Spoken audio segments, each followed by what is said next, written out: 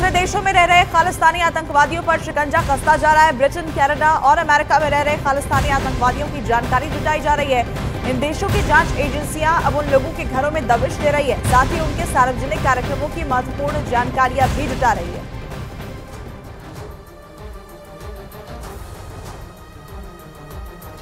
खालिस्तानी आतंकी निज्जर की हत्या के संबंध में भारत पर सवाल उठाकर कनाडा के प्रधानमंत्री जस्टिन ट्रूडो बुरी तरह से घिर गए हैं। कनाडा बलोच मानवाधिकार संगठन ने करीमा बलोच की संदिग्ध मौत पर पाकिस्तान के खिलाफ कोई कार्रवाई न करने पर ट्रूडो को घेरा है। अपनी चिट्ठी के जरिए संगठन ने सवाल उठाते हुए कहा कि जैसे हरदीप सिंह निज्जर की हत्या के बाद कनाडा सरकार एक्शन में आई, वैसे ही करीमा बलोच की संदिग्ध मौत के बाद कार्रवाई क्यों नहीं की गई। करीमा की संदिग्ध मौत पर ट्रूडो की चुप्पी से सवाल खड़े हो रहे हैं। साथ ही कनाडा सरकार की ऐसी दोगली नीति चिंतित करने वाली है और ट्रूडो सरकार की निष्पक्षता पर सवाल खड़े करती है। दरअसल बलूचिस्तान में पाकिस्तान की सेना पर मानवाधिकार उल्लंघन के आरोप लगते रहे हैं।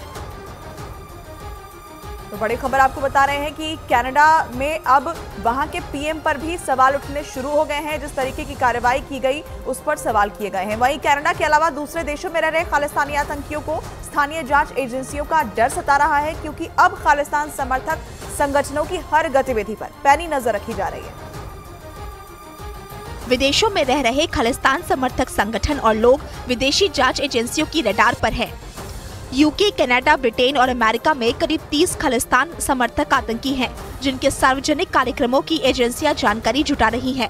दरअसल ऐसे संगठन सामाजिक संस्थाओं के नाम पर अपना काम करते हैं और ऐसा दावा किया जाता है कि इसकी आड़ में खालिस्तान के एजेंडे को हवा देते हैं।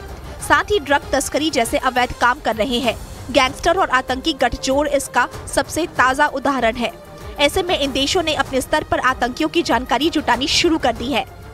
अब भारतीय जांच एजेंसियां भी खालिस्तानी आतंकियों की ज्यादा से ज्यादा जानकारी जुटाने की कोशिश में है, ताकि उन पर सख्त कार्रवाई की जा सके।